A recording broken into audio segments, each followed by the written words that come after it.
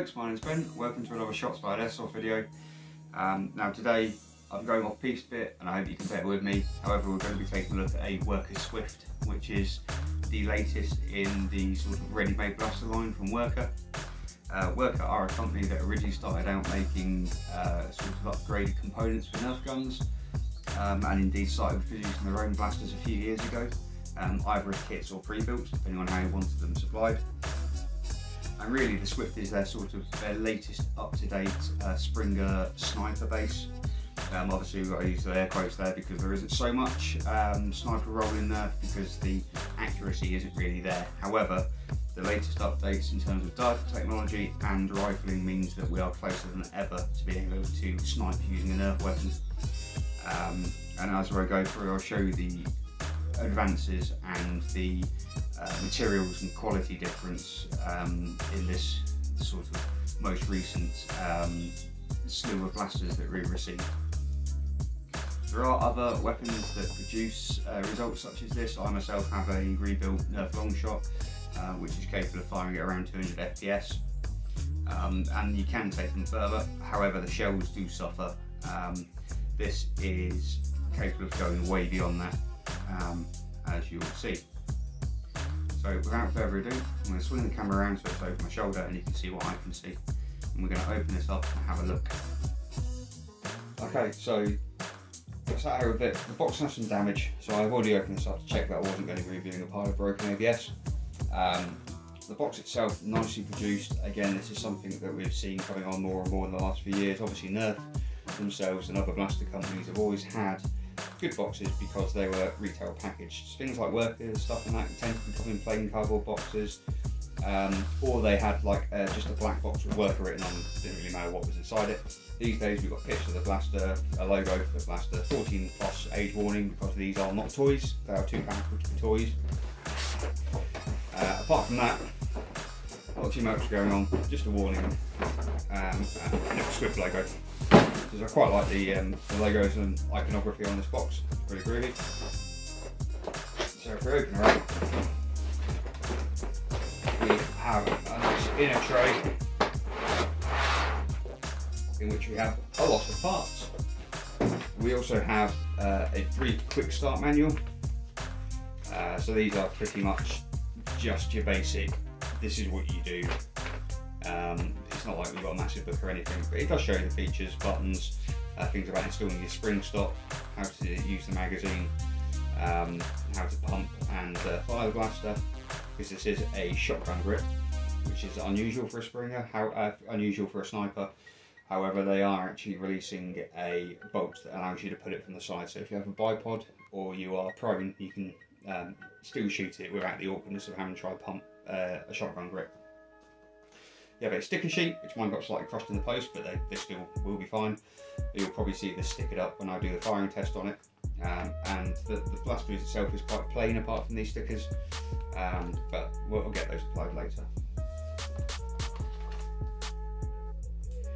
Okay, so in the box we have a 10 dart short dart magazine. So this fires these, which are, well, these specific ones are Worker Generation 3 Stephens. You see they're about half the length over a normal Nerf dart, and they have a very specific head shape, which allows for better aerodynamics and accuracy. And this little 10 dart magazine is really nicely built.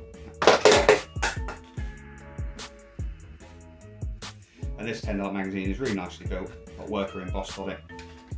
Nice strong follow wrist spring, and really they are pretty good magazines. Worker are known for their good short dart mags. We have a baggie of spare O-rings and upgrade O-rings, because this has O-rings in it that aren't particularly fantastic for the Chinese market, that actually limit the power of the blaster. The red ones that are in this bag here are actually the best O-rings for people who want to use the full potential of the blaster. These bolts are what actually hold the two halves of the blaster together, but I'll show you that in a minute. And it comes with an orange tip to fit over the end of the barrel to prevent any nasty incidences with the gun being mistaken for something it isn't. There's also the spring rest in there, which I'll show you in a moment. We have a rifled barrel edition. So essentially this slides on the end of the barrel, and this actually has moulded plastic ribs inside in a spiral shape. So essentially as the dart comes through here, these will grab the dart and spin the dart on the exit. Believe it or not, if you're familiar with Nerf, this works fantastically well. I know that this particular add-on kind of runs out of puff at about 230 to 240 FPS. If you're above that, you really need something that I'll show you when I actually fire this RL edition for the longer barrel. Slight foreshadowing there. Because the dart scope is so fast through this, it doesn't have time to spin the dart on the way out. It doesn't actually grab it and twist it fast enough. But we'll get onto that later. The only other thing, or two things other than the blaster itself, we have this nose piece, and this is the size for the barrel, and this will slide over the end of the barrel if you've got the longer barrel on, and you can pick whether you want it on there or not. It's only a cosmetic addition, although it can protect a longer barrel if it's stuck out the end. And it's also large enough for the rifling to fit inside if you're using the middle barrel. The other thing that's in here is there's actually grip tape for this shotgun grip, because once you start getting down towards the higher end spring weights, it can be quite difficult to grip this to pump it. The hot springs, you're looking at the 20 kilo spring load, so you're looking at having to impart like 45 pounds of force on that grip to get it to prime, which is quite a lot. So let's get the blaster itself out, get the box out of the way.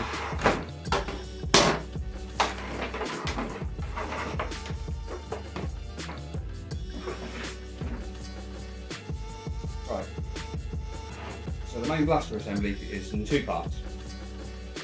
Back here we have our cylinder for our air supply,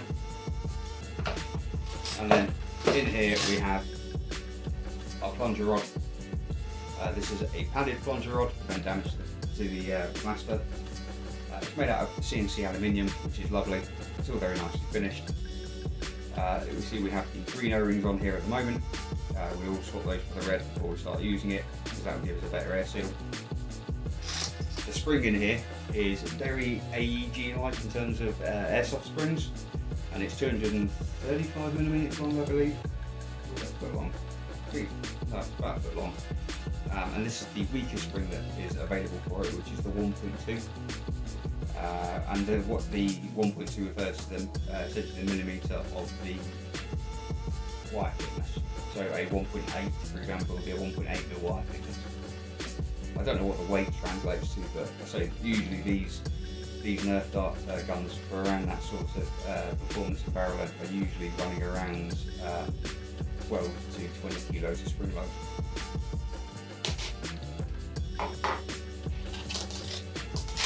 They're going to sit there nicely. The rest of this end, we have a retractable stock. So as you can see there's a button on the bottom, and it comes out to there. This may seem quite short, but when they're going together it is quite long, so you don't need that much. I find it's actually best about there for me, and I'm 6'1"ish, and then that is all the way in. In the back we have a cap, so if I just pop out, and what that does is that is your finishing cap, so you can get to apply your spring cap in the back. So just show you here, this is your spring cap. So if the blaster was together, for example, you would undo this. You see it's got a spring guard in the back. Pop that in there, and then using your supplied Allen key, which I don't have nails to get out, so I'm going to use one of the screws. You screw into position like that, and that's all that is required, and then you can pop that cap back in and no one can see it's in there. Obviously when this comes together you can't put the spring in from the front, so at the moment what we're going to do is I'm just going to pop that spring in, and this gun has a huge plunger tube, which is one of the reasons it is very powerful. Aside from that, we've got a trigger safety, so we cannot accidentally fire it, and this is our mag release here. got a nice sort of short sharp mag release, and this is actually the bottom of the flared mag well, which as you see when the gun goes together. I'll demonstrate what that looks like. So the front itself, we have a metal barrel. Most of the internal componentry in here is metal. So if I rack that back, you can see that the dart pusher itself is again CNC aluminium. There's a metal priming rod in there. The dart gate itself is plastic, and there have been a few issues with these. I believe this is the upgraded one, because they could do a newer upgraded version. The other one was too thin and used to crack. And there's also a metal one that you can order. The rest of the weapon itself, plastic shotgun grip, but it is ultra smooth because it uses the aluminium barrel for support. And the rail across the top, one of the things that we will come across a lot in this is a lot of crossover between these and real firearms these days. So this is a Picatinny rail, and will take any 20mm Picatinny accessory that you want, so proper scope, proper sights. And with the top spring and the largest barrel in, this probably will fire the best part of 80 metres, so it is actually useful having a sight like that.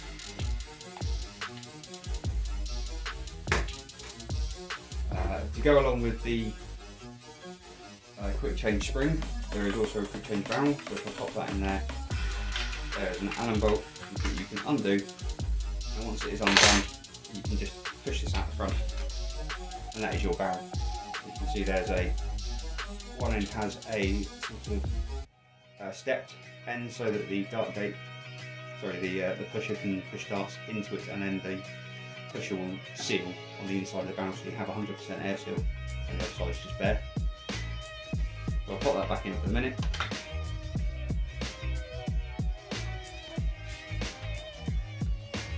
Just make sure she lines up over here. And that is it. That is as simple as swapping the barrel out is. Now, just before we put this together properly, so I can show you what it looks like all together, I'm just going to get the box back up. So if we turn this over, you'll see that we have another spring and another barrel attached to the bottom. Get rid of that again. This is your mid-range barrel that should give you around 200 to 210, 220 FPS. So we're already up there in terms of performance, just using the spring and barrel that come in with the gun itself. So this, I believe this is about 320mm barrel. The one that comes in is about 230mm, and this spring is a I want to say 1.4. I think it's a 1.4. Because I know the big spring I've got is a 1.6, and I have a 1.8 coming, like I said. So if I grab the front of the blaster quick, release that, have the short barrel out, and you can see the difference in size. And then we put the longer barrel in, so it's fired up.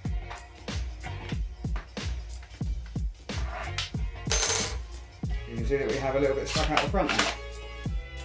And then if you add your rifle barrel, actually we'll do that in a sec. If we add the cosmetic nose piece, like so, and then we can still get our rifling on, and that's what the front of the gun will look like. So we have the barrel hidden, we have our rifling hidden, and at the end there, if the camera works, you should be able to see the end of the barrel. So that is completely covered and protected by that cosmetic nose piece, which slots in nicely into these two tabs either side and on the end of the barrel. So without further ado, I'm going to put this together and then we'll come back. Okay, so we're back. We've got the total cleared off apart from the two halves of the gun, the 3 bolts and the Allen key that's supplied. What we're going to do is take the nose or the upper receiver, pop the shotgun grip so the dart pusher's hanging out the back, Put the pusher rod, sorry, the punch tube rod back in. Make sure she's sat back as far as she'll sit, and then make sure that you've aligned the pusher into the cylinder, and then simply allow that to come forwards. Oh, I've managed to miss completely. Come on, you can do it. And then there we go, the two halves are now together. Doesn't really take any pressure whatsoever, and there's very little pre-compression on that spring. So pre-sit her down, the 3 bolts go here, here, and here.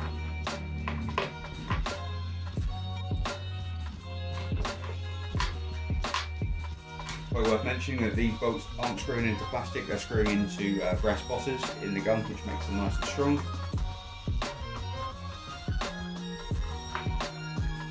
You can also feel when they locate.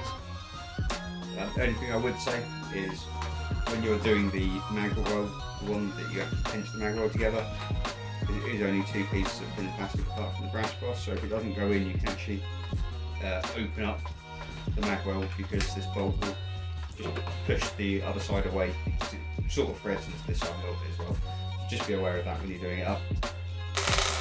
And then that's it, the gun is together. So now if you rack it, it will now fire.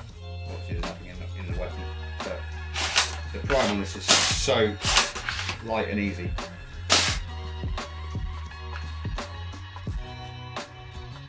I'll just take that off a sec.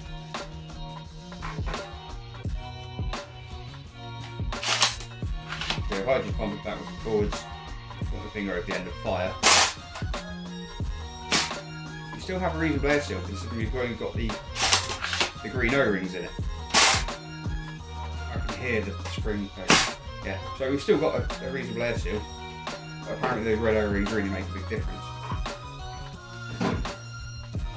So if I rack back, this little short dart mag should slide in. It's a lovely easy drop. And that is how it looks together. Like the camera's wide enough to fit that in. It's quite a long weapon. Now I wanted to make sure that we got everything out of this for the firing test.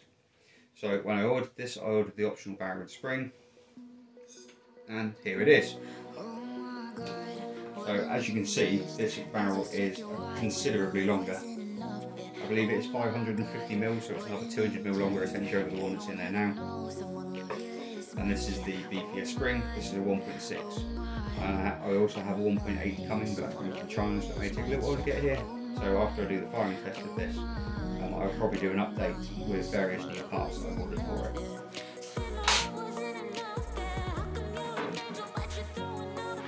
I'm just going to swap the long barrel in so you can see what that looks like.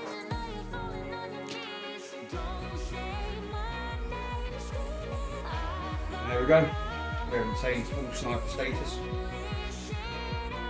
So I'm ready to, for the firing test, I'm going to swap the red O-rings into it, and we're going to get the heavyweight spring in there, and then I'll show you what it can do.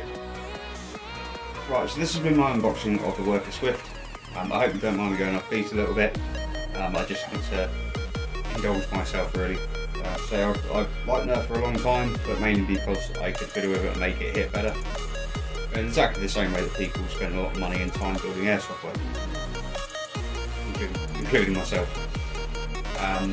It'd be really great to see Nerf come more into the sort of forefront of competitive gaming. The only problem you really have with these at the moment is they are quite, they disagree with the rules of airsoft. So, for example, obviously my local CQB has a limit of 1.14 joules. Now these are firing foam darts. They're not going to injure you at all. Certainly no worse than the BB will. So even though this might be outputting, 3.5 to 4 joules, you're being hit by a soft foam projectile. It's not the end of the world. But just for the minute, I'm happy to target shoot with them, flint with them, just play with them really. And it makes me excited that companies like this are now bringing out things that are absolutely spot-bollock out the box. I can't wait to go through this. I'm going to get you plenty of chronograph data on it, and I can't wait to see what it does with the big spring load in it. I'm just having a couple of shots now, even with the dodgy O-rings in. It's quite amazing what it will do. So again, I've been Ben. Thank you very much for watching, and I hope to see you again soon. Thank you very much, and bye.